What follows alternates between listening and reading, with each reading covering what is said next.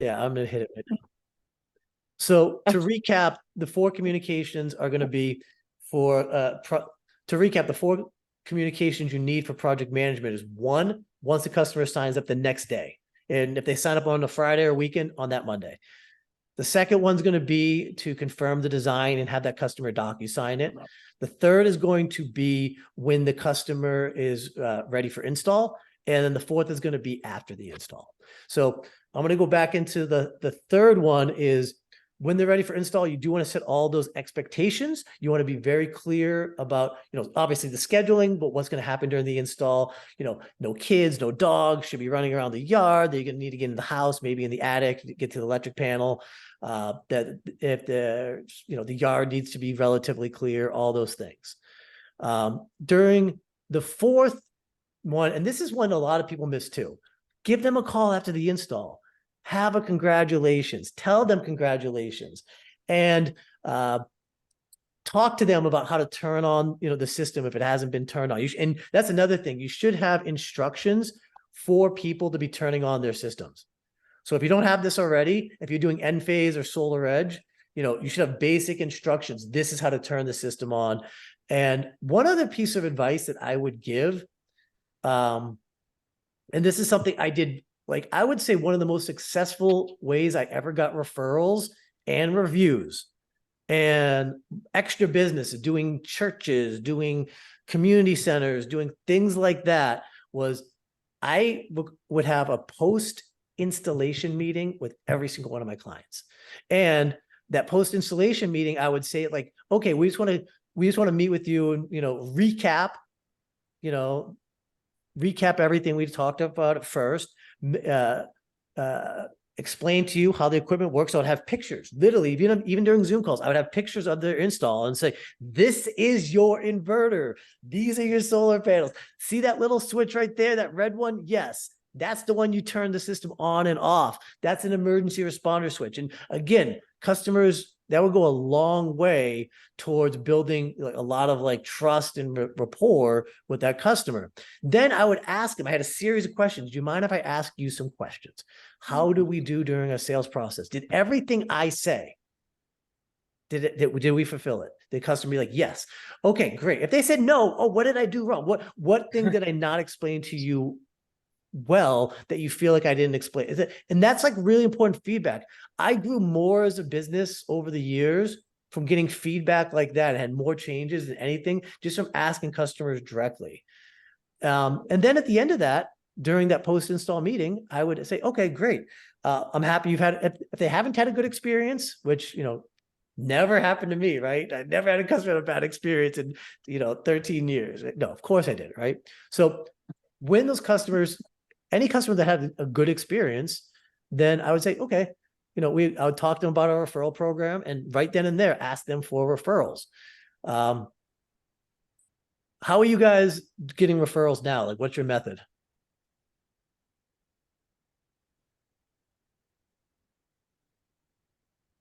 Nobody? Robert, are you asking for referrals from your clients? Yeah, that's in the conversation.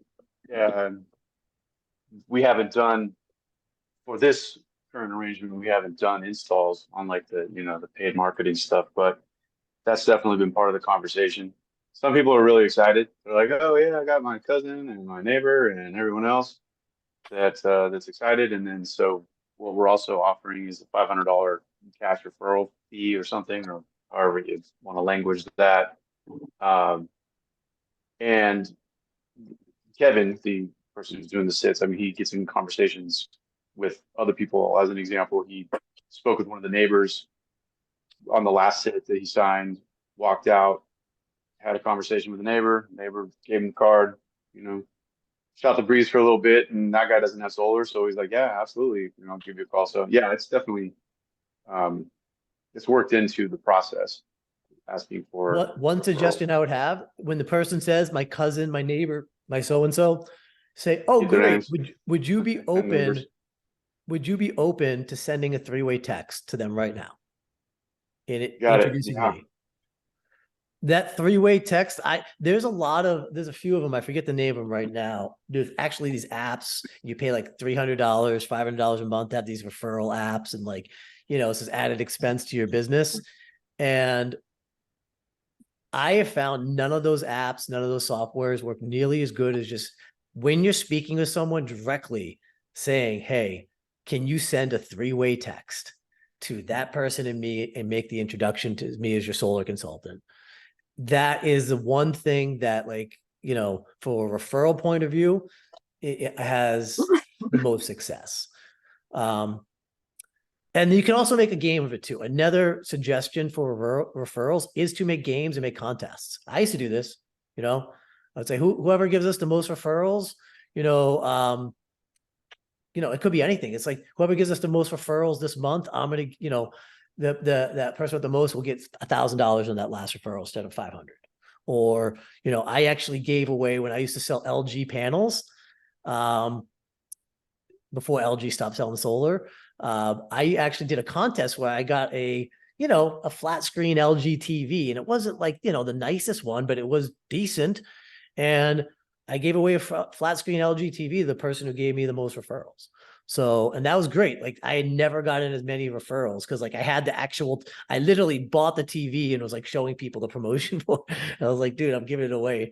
And it was like, well, and then people are like, well, how many I need to give? It's like, well, to win, you 3 or 4, right? I mean, it's not like, let's be realistic, guys. Like, people who give referrals aren't giving 10 usually. I mean, you might get someone who gives 10, but realistically, like, I think the most I ever got from a single person in a year that actually moved forward and got, solar on the roof, I think was 6 or 7. So, I mean, and again, that's why I always say, like, referrals are great, but you're never going to have your entire company run off referrals. You need to have other sources. iPhone, who's iPhone who just joined? His name's Ryan. He's the Hey, guy Ryan, that welcome. he's We the got a guy few that's more doing minutes that. left. So, Ryan, do you have any questions you'd like to ask? No, I'm just listening in. I just appreciate you letting me join. Cool, man. Are you in the solar industry currently? I work with Robert Oh, and Kevin. okay. Yeah, we're He's longtime he's our friends. appointment verify Oh, guy. okay. That's why I asked him. Welcome. That's why I Yeah, asked him to log in. we just spoke about it. And just to recap, one of the things we were talking about, Ryan, is during that call, first of all, he said you have experience in like other industries, like was it real estate or something? Yeah, it was in me and Kevin, the owner of the company, and Robert also. I did mortgages for like over 8 years. Okay. So I was a sales for whatever, and so it's pretty. I mean, I just call these people up and I just talk to them like I'm their friend. I don't even start talking about solar right away, and we get these appointments set, and then I just call and start talking to them, ask them how their day is going, and just start bullshitting with them, and talk about them with whatever they like. I just start talking about it and show interest, and then I just end up spending usually like 30 minutes with these people on the phone, and they're super nice. And do you have like certain questions you're asking every time though? Well, I mean, so I just talked to him, and it's a confirmation. So it's basically, we set him up, and then Kevin goes to their house face to face, and then gets him to sign a contract. And usually, when Kevin goes there, he signs a contract with them.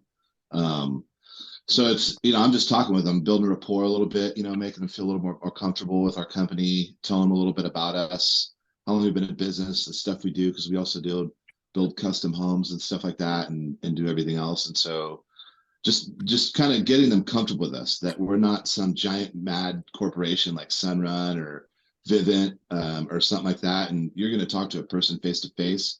You're going to shake our hand. We live local, we're in Loomis, we're in Rockland, California, so we're These dealing are with these people also, locally.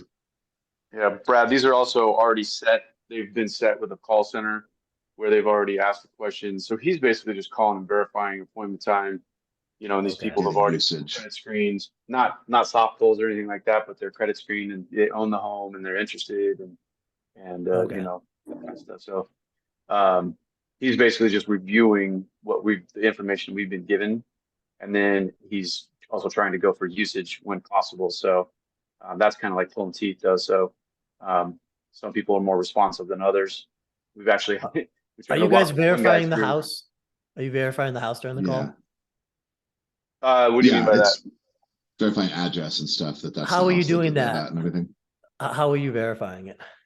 I'm just make sure to ask him like, hey man, that this is this is the correct address, right? Yeah, it is. And then I'm looking at it on Google Maps to make sure Okay. that whenever One I go and suggestion do research. that will work most of the time, but it won't be perfect. So from a design point of view, and one of the things I would highly suggest is while you're on that initial call is to send them a text message or an email, but text message is always better. And just screenshot the house with a little pin on it and just say, is this the correct house?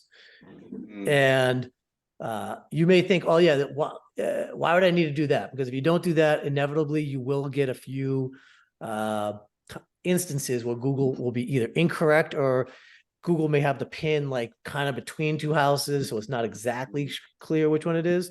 So I would recommend implementing that, because the most embarrassing thing is for that's, for Kevin or whoever's doing the sale to show up and have a design in the wrong house.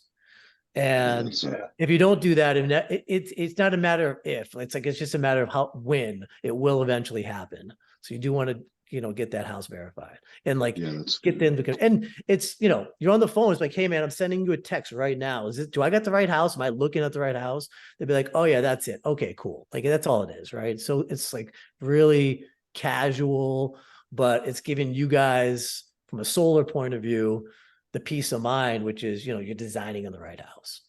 Yeah, for sure. That's a good idea. Makes sense.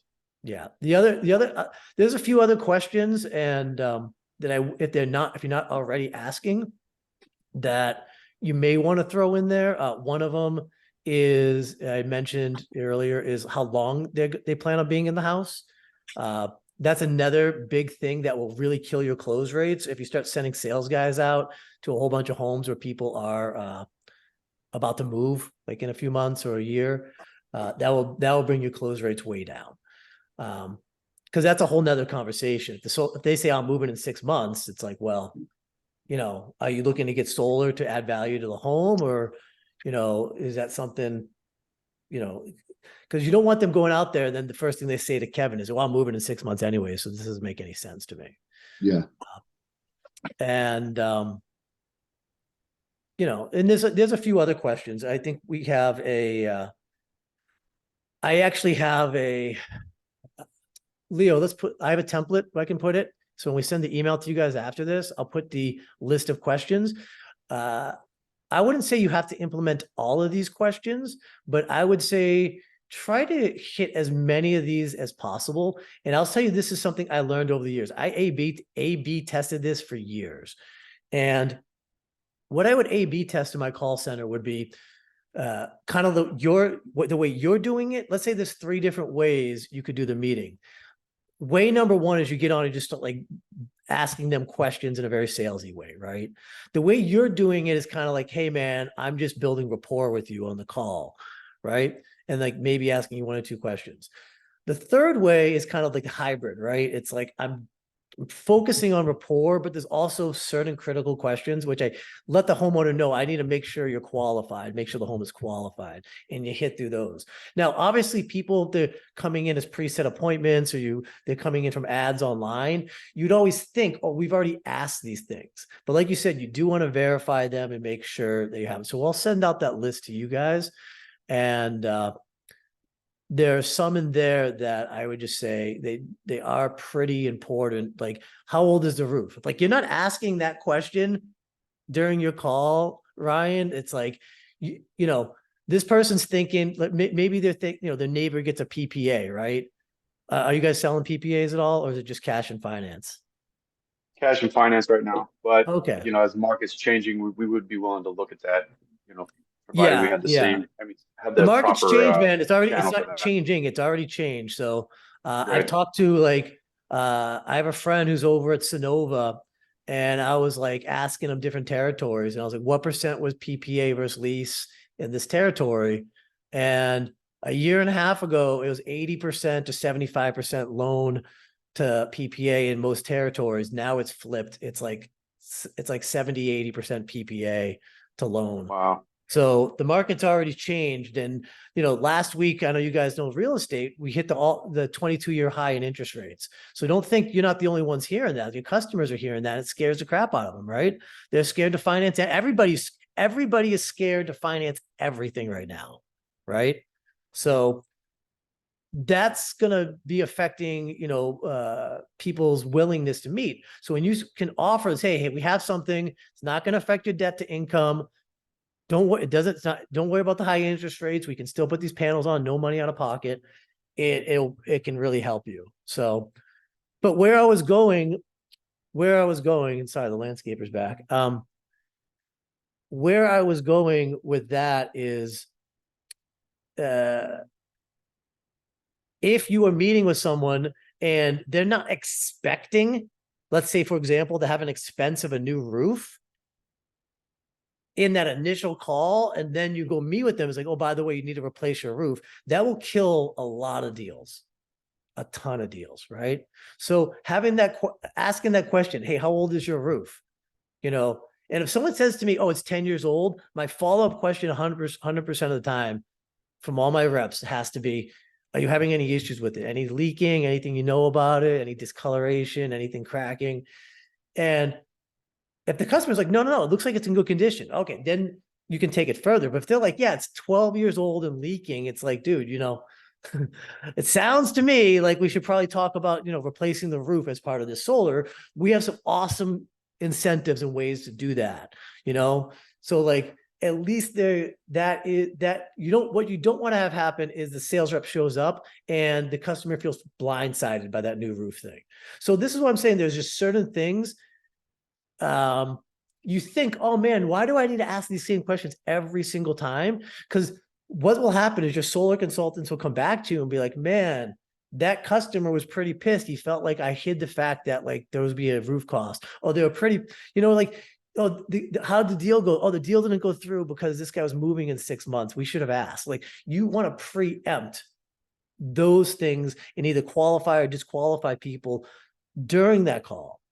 So I'll send that list out to you guys, and you guys can, be in touch with us if you have any questions on that. But we have 4 minutes left. Any last minute questions from anybody? Yeah, if you could, you mentioned, hold on. Am I echoing or no? Can you hear me? Yeah, I can hear you just fine. Yeah. Okay. Just echoing for me. That's why. If you could, you went into, and you mentioned, and this might be like a novice question, but you mentioned PPA versus solar loan. Could you explain what that is? So PPA is a power purchase agreement. So just like when you buy a car, you can finance it, you could pay cash, or you could lease it. Leasing solar is not exactly like leasing a car, but it's similar.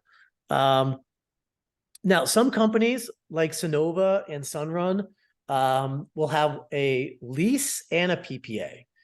So, but they're essentially the same thing. And for time's sake, I'm not going to get into the differences today and what the difference between a lease and a PPA is. Other than just saying a lease, you're leasing the equipment, and a PPA, you're buying power. But basically, let's say a homeowner is paying $250 a month. You say, hey, I'm going to come in and there'll be no install cost, no equipment costs, and I'll put these solar panels on your house. And instead of buying electricity from the utility, you're going to be buying it directly from the solar panels on your roof. Instead of spending $250 a month, with my program, we can give it to you for $189, and I can lock in that price. So no unexpected rate increases. I'm going to guarantee the power production is going to come with 25 years of service and maintenance. And essentially it's a cleaner, better way to do it. So that's sort of the high level explanation of the lease. Now, some people say, well, what's the best for a customer? Well, the customer who comes to you and says, I'm a conservative man and I buy all my cars cash. I don't own a penny on my house. Well, I'm not going to sell that dude a lease, right? But I remember one conversation I had with a guy. He owned, he did, what do you call it? He did investments. So he was in finance, and first thing he says to me, this was like years ago, he was like, Brad, I make $350,000 a year. I got 4 kids. My monthly electric bill is like $400 or $500, whatever it was. And he's got this big house in this beautiful town. And I remember thinking, oh, this guy's definitely going to finance it or do cash, right? Based off that spiel, this guy's going to finance it. I remember he was like, well, what's a power purchase agreement? And I explained it to him. He's like, you're telling me if I sign this thing right here, right now, you're going to put the solar panels on my house, I'm not going to pay a penny, and then you're going to lower my bill from this to this. I was like, yes. He's like, okay, let's do it. I'll sign right now. And I was like in shock. But what I learned is some people who are like the mega rich, sometimes, well, not mega rich, just people who are like in his position. Sometimes it's just like, oh, that seems really easy to me. And what, a lot of people, they think about cash, like cash flow. Like sometimes to them, it's like, there are people who like who are financially stable who actually rent houses and don't buy houses because they look at those things as expenses and they don't want, like someone like that may not want any responsibility. He just wants you to say, if you say to him, this company, this publicly traded company, not my local install company, not my local like whatever, right? Because sometimes that hurts you, right? Sometimes they say, well, what happens if you guys aren't in business? And you can say, well, we've been in business for 10 years. And the guy looks at you and says, well, this guy's 50 years old. He'll be out of this. He'll be retired in 10 years. Then what happens, right? So sometimes having that national provider like a PPA in your back pocket for those type of customers is the difference between closing a deal and not. So it's actually good to have that in your back pocket, the PPA. That's also a reason why if you're newer to business, a lot of these PPA companies, and SunPower is another one, and there's a few others, but a lot of them, they're not even going to work with a company, a solar provider, unless they have 2 to 3 years in business. You're going to show them positive, what do you call it? Balance sheets, and they're going to want to see all those things, right? They're going to want to see your books and whatnot. They're going to want to see you have all the insurance policies to their levels. So for a lot of people, particularly when they're getting in the business, those getting access to those things can be they can't get access. But that is why, like, if you work with an EPC who already has those things, or you work with a company like I mentioned, Power earlier, someone like that, then it allows you to have access to these big tools without having the 2 to 3 years on your resume and the financials to prove, that for these companies to want to work with you. So, yeah. All right, guys, it is 5:01 my time, East Coast time. I know some of you guys are West Coast time. So we're going to be doing this each week. If you have questions, you can feel free to DM me on Facebook or Instagram, or LinkedIn. I'm there as well. Let us know what your questions are, and we'll try to address them or just talk about them in the meeting. The last thing I do want to say, guys, is, we also do offer the program, the Solar Blueprint program. So if you guys are looking for more of a actual, hey, Brad, just walk me through A to Z, every single thing I would need to, to kind of get my business to grow and scale it. Like, I do have that available. It is like a preset program, and we can send you that information as well. And that comes with the CRM, with the 10 years worth of, workflows and automations, and that it comes with the sales training. It comes with the scripts and the training for your call center and for those guys. It comes with the project management systems and all that stuff. And also access to the trusted lead generators we use as well. So, all right, guys. And I'm just seeing one last Thanks, Brad. message. We'll be doing this again every Thursday, 2 p.m. Eastern time. So I know for you West Coasters, that would be 11. So, and that's it. Thank you guys for coming today. I really appreciate meeting you guys. And thank you so Yeah. much. You were awesome. thank you. I so much, appreciate that, Brad. Stella. Yeah. Thank you. That's wonderful. Very good. Thank you, Martha. Thank you, guys. All right. Really appreciate you so much. Yeah, you're welcome. Yeah. Okay, guys. Have a good rest of the day. Okay, All right, bye-bye. That was so good, huh?